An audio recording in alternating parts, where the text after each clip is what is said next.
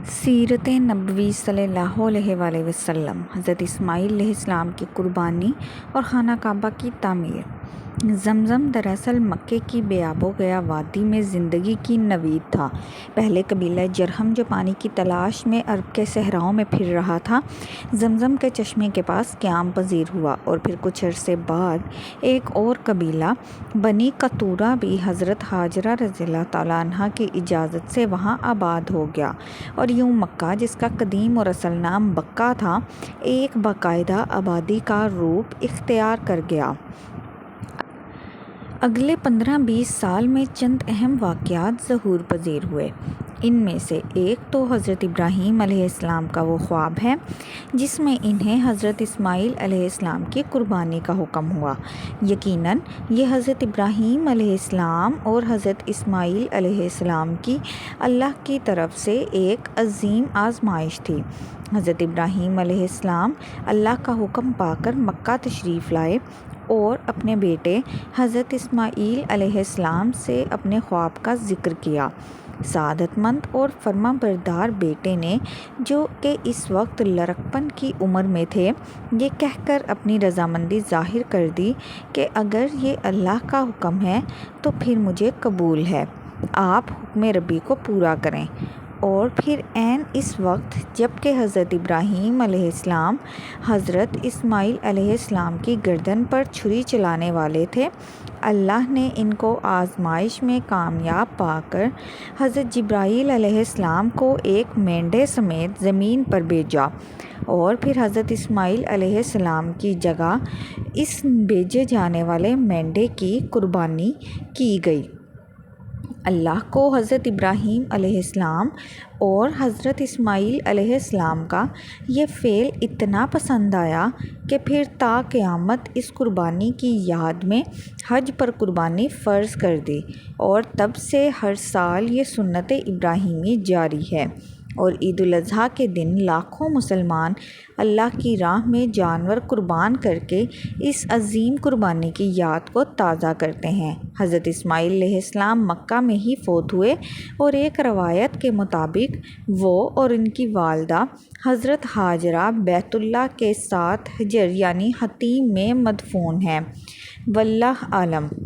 دوسرا اہم واقعہ خانہ کعبہ کی اصلاً تعمیر تھی۔ خانہ کعبہ حضرت آدم علیہ السلام نے تعمیر کیا تھا، اور یہ زمین پر اللہ تعالیٰ کا پہلا گھر تھا، مگر پھر وقت گزرنے کے ساتھ ساتھ خانہ کعبہ کی عمارت بھی سطح زمین سے معدوم ہو گئی، اور حضرت ابراہیم علیہ السلام کے زمانے میں اس عمارت کا کوئی نام و نشان تک ظاہر نہ تھا۔ لیکن پھر اللہ کے حکم پر حضرت جبرائیل علیہ السلام نے حضرت ابراہیم علیہ السلام کو خانہ کعبہ کی بنیادوں کی طرف نشاندہی کی، اور آپ علیہ السلام نے اپنے بیٹے حضرت اسماعیل علیہ السلام کے ساتھ مل کر خانہ کعبہ کی پرانی بنیادوں پر تعمیر کی۔ اللہ کا یہ گھر ایسا سادہ تعمیر ہوا کہ نہ تو اس کی کوئی چھت تھی، نہ کوئی کنوار، اور نہ ہی کوئی چوکھٹ یا دروازہ تھا۔ کعبہ کو کعبہ اس کی ساخت کے مکعب نما ہونے کی بنا پر کہا جاتا ہے۔ عربی زبان میں 6 یکساں پہلو والی چیز مکعب کہلاتی ہے۔ چونکہ حضرت ابراہیم علیہ السلام کی تعمیر مکعب حالت میں تھی تو اسے کعبہ کہا جانے لگا۔ یاد رہے کہ موجودہ خانہ کعبہ 4 کونوں والا ہے، جسے قریش مکہ نے اس وقت تعمیر کیا جب ایک سیلاب میں خانہ کعبہ کی موجودہ عمارت منہدم ہو گئی تھی۔ اس کا ذکر بھی آگے جا کر آئے گا۔ تیسرا اہم واقعہ قبائل جرہم اور بنی قطورہ کا حضرت ابراہیم علیہ السلام کی تبلیغ پر دین حنیف یعنی دین ابراہیمی قبول کر لینا تھا۔ خانہ کعبہ کی تعمیر کے بعد حضرت ابراہیم علیہ السلام نے خانہ کعبہ کی تولیت یعنی سارا مذہبی انتظام قبیلہ جرہم کے حوالے کر دیا۔ بعد ازاں اسی قبیلے کے سردار کی بیٹی سے حضرت اسماعیل علیہ السلام کی شادی ہوئی۔ جب کچھ پشتوں بعد نسل اسماعیل علیہ السلام پھلی پھولی تو پھر خانہ کعبہ کا سارا انتظام خود آل اسماعیل نے سنبھال لیا۔ کچھ عرصہ گزرا تو ایک اور قبیلہ ایاد مکہ پر حملہ آور ہوا اور شہر پر زبردستی قبضہ کر لیا، اور اسی دوران بنی اسماعیل کے بہت سے قبائل کو مکہ سے نکلنا پڑا۔ تاہم بعد میں یمن سے آنے والے ایک اور قبیلہ بنو خزاع نے مکہ کو بنی ایاد سے آزاد کرا لیا۔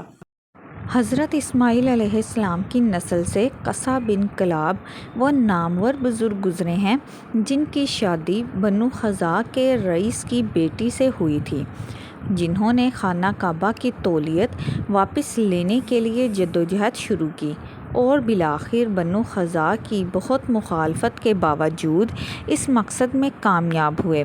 انہوں نے خانہ کعبہ کی تولیت کا انتظام پھر سے ملنے پر قدیم عمارت گرا دی اور خانہ کعبہ کو نئے سرے سے تعمیر کروایا، اور پہلی بار کھجور کے پتوں کی چھت بھی خانہ کعبہ پر ڈالی گئی۔